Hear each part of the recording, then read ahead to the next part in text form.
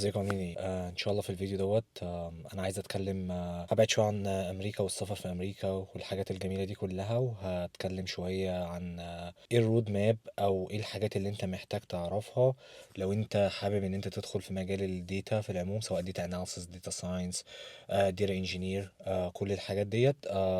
هتكلم في الفيديو دوت بالتفاصيل عن مثلا ايه التولز او ايه السكيلز اللي انت محتاجها لو انت حابب تدخل المجال ده بالذات في 2025 زي ما بيقولوا. يعني انا بس حابب اقول حاجة قبل ما ابدأ الفيديو.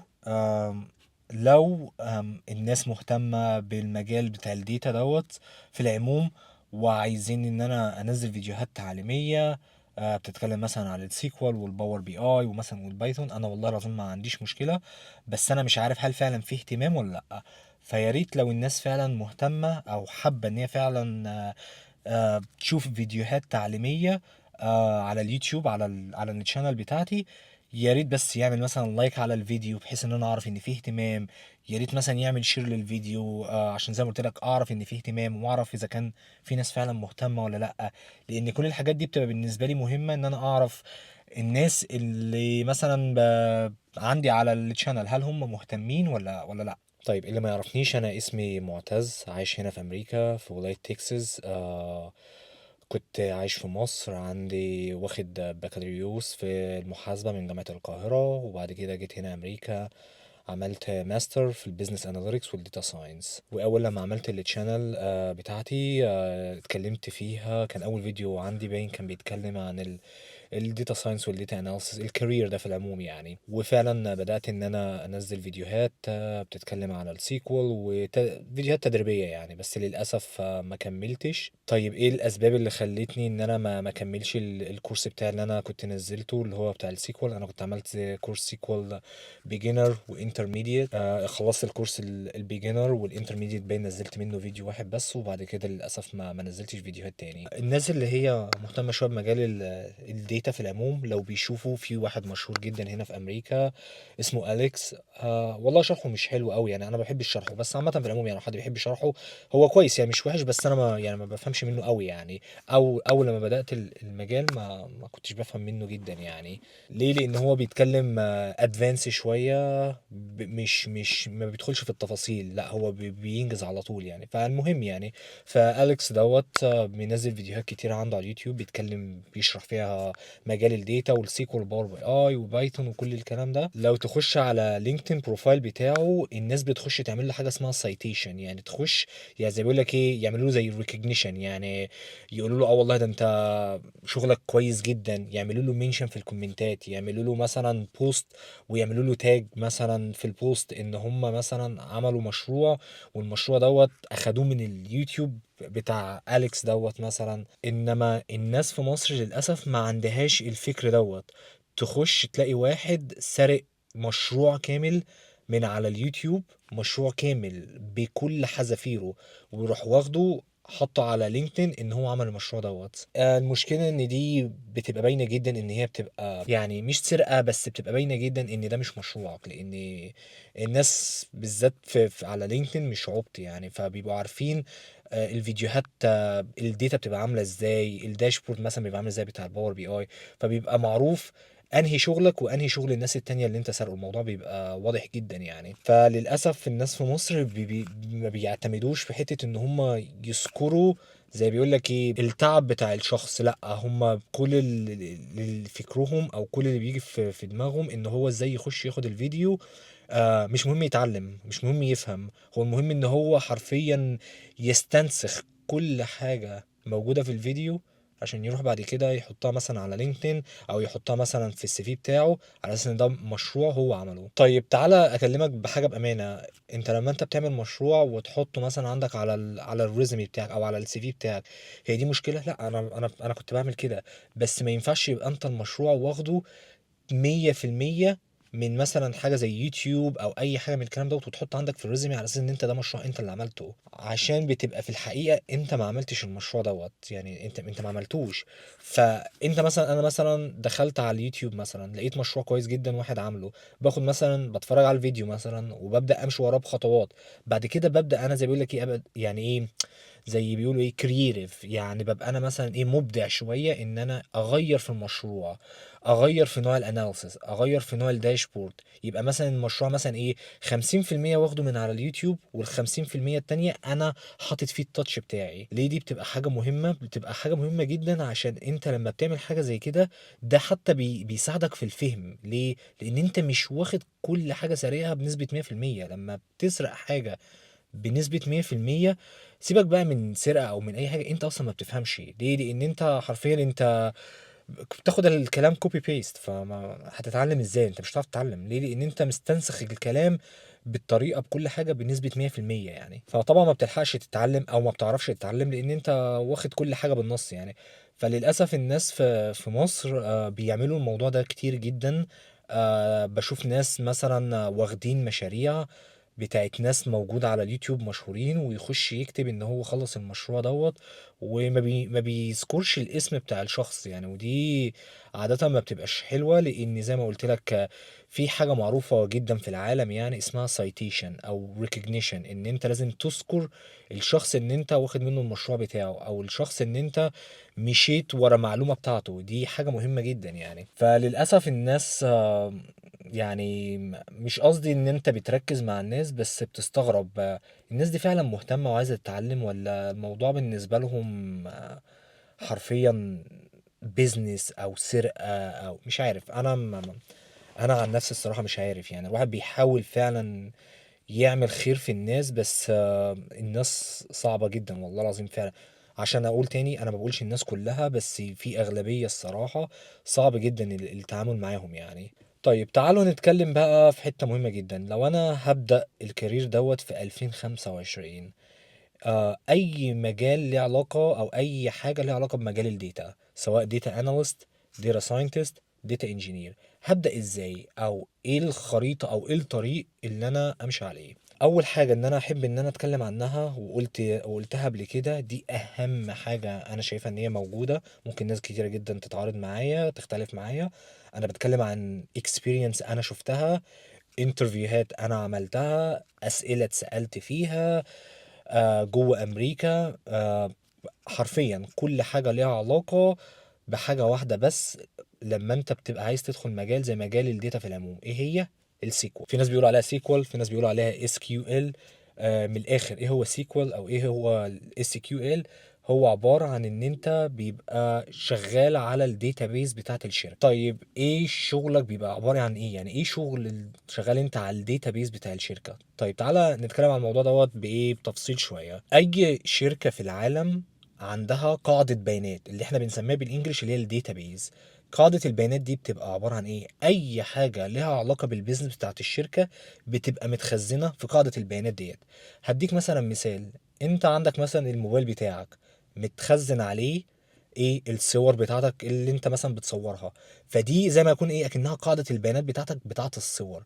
كل صورة بتصورها بتبقى متخزنة فين؟ في الصور عندك. دي قاعدة البيانات بتاعتك بتبقى متخزنة عندك على الموبايل. طيب لما نيجي نتكلم بقى على الشركات، الشركات بتخزن كل البيانات بتاعتها على قاعدة البيانات اللي هي الداتابيز. أي بيانات ممكن تتخيلها، بيانات العمال أو الموظفين اللي شغالين في الشركة، بيانات السيلز الايه التجارة بتاعتهم موجودة متخزنة على الشركة. أي بيانات ممكن تتخيلها كلها بتبقى متخزنة على الداتابيز بتاعت الشركة أو على قاعدة البيانات بتاعت الشركة. طيب أنا كراجل محلل بيانات بحلل بيانات، يعني حتى هي من اسمها تحليل بيانات.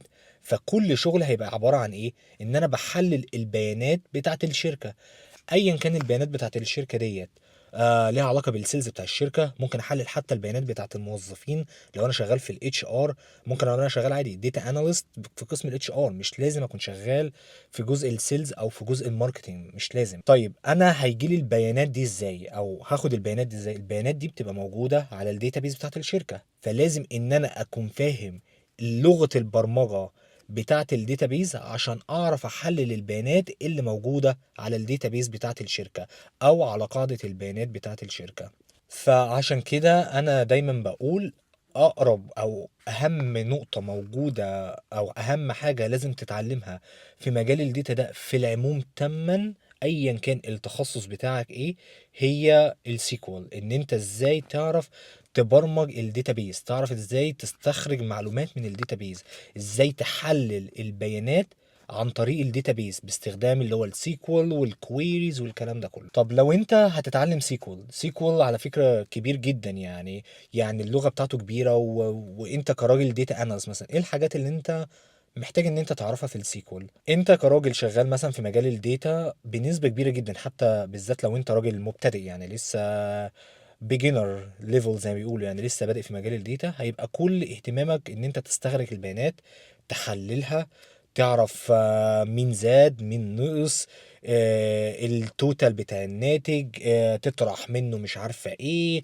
تجمع عليه، تضرب الناتج ده في الناتج دوت، تقسمه على 100، الكلام ده. طب الجزء ده بيسموه ايه؟ اللي هو البيزكس، الحساب، البيزكس، الحاجات اللي هي العادية. لو انت راجل مش هقول لك فاتح محل، لو انت معاك مصروف بتقعد تحسب المصاريف بتاعتك. انا مثلا كان معايا 100 جنيه، ال 100 جنيه دي صرفت منها كذا وصرفت منها كذا وصرفت منها كذا، متبقي معايا كذا. حاجات عاديه، حسابات عاديه يعني. هل دي مطالب ان انت تذاكر لها، او هل انت مطالب ان انت تعمل لها مثلا تبقى فاهم اقتصاد واحصاء والكلام ده؟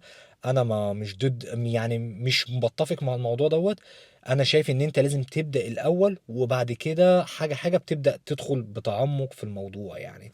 طيب ايه الحاجات اللي انت محتاج تتعلمها في السيكوال؟ محتاج طبعا تتعلم الحاجات اللي البيزكس اللي احنا اتكلمنا عليها، اللي هي مثلا محتاج تعرف select from، ازاي تفلتر الداتا اللي هي الوير ستيتمنت. لازم طبعا تبقى فاهم في موضوع اللي هي اوردر الداتا، او اللي انت ازاي تظبط الداتا مثلا من الكبير للصغير، او مثلا تظبطها مثلا عن طريق مثلا اللي هو الاوردر عن طريق مثلا الحروف الابجديه، سواء مثلا اي بي سي او الف ب ت كده. الحاجات دي كلها لازم تبقى انت فاهمها. والحاجات اللي انا اتكلمت عليها دي كلها بدائيات سيكوال، يعني حاجات لسه زي ما بيقولوا ايه، بتعرف بس ان انت من الاخر ايه، تتعامل مع قاعدة البيانات، تعرف تطلع بيانات من الداتابيز بتاعت الشركة بس. فالموضوع مش صعب قوي، هي الفكرة كلها ان انت لازم تتعود عليه. طيب خلصنا السيكوال مثلا، ايه تاني حاجة لازم ان انت الصراحة تتعلمها؟ انا قبل كده كنت برجح الباور بي اي، بس اكلمك بامانه دلوقتي في 2025 لو انا بتعلم من اول وجديد، اول حاجه هركز عليها السيكوال زي ما اتكلمت، وتاني حاجه هركز عليها هي البايثون. لما انت تتعلمه كراجل شغال في مجال الداتا، انت مش بروجرامر، فبتتعلم عليه ايه؟ بتتعلم ان نفس الحاجات اللي انت بتعملها على الداتابيز بتتعلمها باستخدام البايثون، اللي هم بيسموها في مجال الداتا اللي انت بتعمل ايه، مانيبيوليت للداتا، يعني بتتلاعب بالداتا. يعني ايه؟ بتغير الداتا بالطريقه اللي انت عايزها، او بتغير البيانات بالطريقه اللي انت عايزها عشان تعرف تطلع معلومه تفيد الشركه، او معلومه تفيد البيزنس اللي انت شغال فيه. فمثلا لو انا هتعلم بايثون، هما في حاجه اسمها لايبريز في بايثون، في حاجه اسمها نمباي، وفي حاجه اسمها باندا. الاتنين دولت لازم تتعلمهم، وطبعا بالذات طبعا بانداس لازم تتعلمها كويس جدا، عشان خاطر ديت اللي بتساعدك ان انت تفلتر للديتا، او ان انت تتلاعب بالديتا، تبص مثلا على صفوف معينة، تبص على اعمدة معينة، تبص على قيم او على فاليو معينة. الحاجات دي كلها مش هتعرف تعملها من غير لما تبقى فاهم بانداس، اللي هي اللايبراري اللي هي اسمها بانداس، واللايبراري التانية اللي هي اسمها نمباي. طيب عارف انا في سؤال دايما والله العظيم بيجي في دماغي كتير جدا يعني، طيب لو انا هحلل البيانات على الداتابيز واتعلمت السيكوال، ايه اللي يخليني ان انا اتعلم بايثون؟ يعني انا هحتاج بايثون في ايه لو انا هحلل الداتا اوريدي على الداتابيز، لان الداتا كلها متخزنه على الداتابيز. بايثون بتستخدمه في حالات تانية، لو مثلا الداتا اوريدي موجوده على الداتابيز في كذا نوع. ممكن نوع واحد بس انا اتكلم عليه، في اللي هي زي ما بيقولوها او اللي هم بيسموها كتير، اللي هي الويب سكريبنج. الويب سكريبنج دي اللي انت بتخش مثلا تطلع بيانات من ويب سايت، يعني مثلا ويب سايت مثلا زي امازون، انت بتخش تطلع كل البيانات كل اللي موجود على الويب سايت بتاع امازون، يعني مثلا زي مثلا ايه، سعر التيشيرت، نوع التيشيرت، الحاجات دي كلها انت بتطلع البيانات دي كلها وبتحطها على الايه، على اكسل شيت، بتقلبها البيانات بدل ما هي عبارة عن معلومات، او بدل ما هي عباره عن حاجات موجوده على ويب سايت، انت حرفيا غيرت كل الحاجات ديت لعباره عن ديتا، او عباره عن معلومات موجوده مثلا على اكسل شيت. هديك مثلا مثال، انا لما كنت بجمع الداتا بتاعت الدوري الانجليزي، الداتا بتاعت الدوري الانجليزي دي موجوده على الموقع اللي ليه علاقه بالدوري الانجليزي، اللي هو بيقول لك الاهداف، لعبوا كام مباراه، كل الكلام دوت. هي عباره عن ويب سايت، تخش على الويب سايت، مش عارف كان باين، مش فاكر والله الويب سايت اسمه ايه، بس انت بتخش على الويب سايت وفي كل المعلومات كلها. محمد صلاح دخل كام جون، مش عارفه مين لعب كام ماتش، الحاجات دي كلها. فعشان اعمل الموضوع دوت اضطريت ان انا استخدم بايثون عشان اقدر ان انا استخرج المعلومات ديت، وبعد كده نضفت الداتا ديت على البايثون. تالت حاجه وهتكلم عليها وهي الباور بي اي. الباور بي اي طبعا مهم جدا. ان هو عباره، لو الناس ما تعرفش، هو عباره عن فيجواليزيشنز. يعني انت بتستخرج البيانات مثلا من الداتابيز، وبعد ما استخرجت البيانات، البيانات بتبقى عباره ان هي موجوده في زي بيقول لك ايه، اعمده وصفوف، فاهم؟ اي حد بيبص على البيانات ديت ممكن ما يفهمش انت عايز توصل ايه، فعشان تقدر توصلها بتحط البيانات دي على هيئة رسم بياني. طيب عشان نلخص اللي اتكلمنا عليه، لو انا هتعلم او هدخل مجال الداتا من اول وجديد، ايه الحاجات اللي انا هتعلمها؟ هبدأ اول حاجة بالسيكوال، تاني حاجة هبدأ بيها هي البايثون، تالت حاجة هبدأ بيها هي الباور بي اي. لو انت اتعلمت الثلاث حاجات ديت، مش هقول لك هتلاقي شغل، لا، الشغل دي حاجه بتاعت ربنا، ومتوقف عليها حاجات كتيره جدا لها علاقه باقتصاد بلد وحاجات كتيره، يعني مش هألف فيها يعني. بس لو اتعلمت الثلاث حاجات ديت، يبقى انت بنسبه كبيره ايه، خلاص دخلت في المجال شويه، يعني انت فاهم المجال بيتكلم عن ايه، احتكيت بديتا، اخدت داتا من على السيكوال وعملت لها اناليسز وعملت لها كليننج، اخدت داتا وعملت لها اناليسز على الباور بي اي، واحتكيت بالباور بي اي، واتعلمت ازاي مثلا تخش على ويب سايت مثلا، ومثلا باستخدام بايثون تاخد كل الداتا اللي عليه وتنظفها، وكمان تعمل لها اناليسز، وكمان برضو على بايثون ممكن كمان تعمل فيجواليزيشنز اللي هي الرسومات البيانيه، يعني مثلا ما تضطرش ان انت تروح مثلا للباور بي اي، فعشان كده قلت بايثون فيها كل حاجه يعني. وبرضو في نقطه تانية، ممكن برضو على بايثون تعمل كونكت او تشبك بايثون بالديتابيز بتاعت الشركه، وتحلل البيانات بتاعت الشركه باستخدام بايثون، بدل ما تحللها مثلا عن طريق الداتابيز. فعشان كده قلت بايثون مهمه جدا، لان انت ممكن تعمل عليها كل حاجه، يعني كل حاجه، يعني اللي انت ممكن تعمل عليها الاناليسز وحتى الفيجواليزيشن بتاعت الباور بي اي، ممكن تعمل كل الخطوات ديت. فعشان كده قلت ان انا شايف ان انت لو هتتعلم، ابتدي الاول بالسيكوال، تاخد فكره كويسه عن ايه هي الداتابيز، وايه هي قاعده البيانات والتحاليل، وان انت ازاي تعمل مانيبيوليشن وديتا كليننج وكل الكلام ده. بعد كده تخش على بايثون، هتلاقي نفسك ان انت فهمت الاساسيات، بس انت عايز تتعلم الاكواد حرفيا، يعني عشان تعمل نفس الستبس اللي انت عملتها باستخدام السيكول، هتعملها باستخدام البايثون، بس ايه، زي بيقول لك ايه، بروجرامينج لانجوج مختلفه. والباور بي اي ده اللي انت حرفيا زي بيقول لك ايه، الحاجه الجماليه، ان انت بتجمل شغلك، بتاخد التعب بتاعك ده كله اللي انت قعدت تنظف فيه الداتا كل الكلام ده، وتحطه على هيئه فيجواليزيشن او رسومات، اي حد ايه يقدر يفهم شغلك. خلاص بقى الداتا اتنضفت اتظبطت، وانت دلوقتي ايه، بتعرض البيانات ديت. اما بقى جزء الشغل، وهل انت تقدر تلاقي شغل ولا لا، دي حاجه انا زي ما قلت ما اقدرش ان انا اتدخل فيها، اودي فيها نصايح، لان هي متوقفه على حاجات كتيره جدا، متوقفه على اقتصاد بلد، الوسائط اللي موجوده في مصر، الاقتصاد، هل الاقتصاد كويس ولا لا، يعني في حاجات كتيره جدا متدخله فيها، ملهاش علاقة بهل انت فاهم ولا لا، هل انت مذاكر احصاء ولا لا. بس الحاجة اللي انا اقولها لك كنصيحة يعني، او اللي انا شفته قدام عينيا، اي شركة بتعين اي واحد ليه علاقة بمجال الداتا ايا كان تخصصه ايه، اكتر اسئلة بيتسأل فيها هي السيكوال.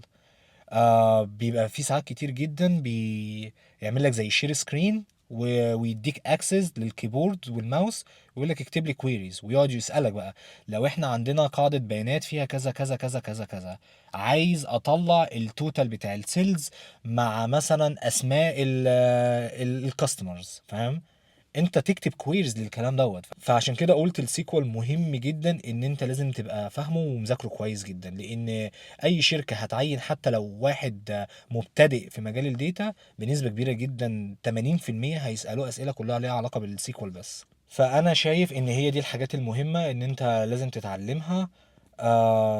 بقى تاني، لو انت شايف ان انت عايزني ان انا انزل محتوى او فيديوهات جنب المحتوى اللي انا بنزله بتاعي اللي هو بيتكلم عن امريكا وكده. لو انت عايزني ان انا انزل محتوى بيتكلم مثلا عن السيكوال والباور بي اي وحاجات تعليمية، يا ريت تاني تعمل لايك على الفيديو.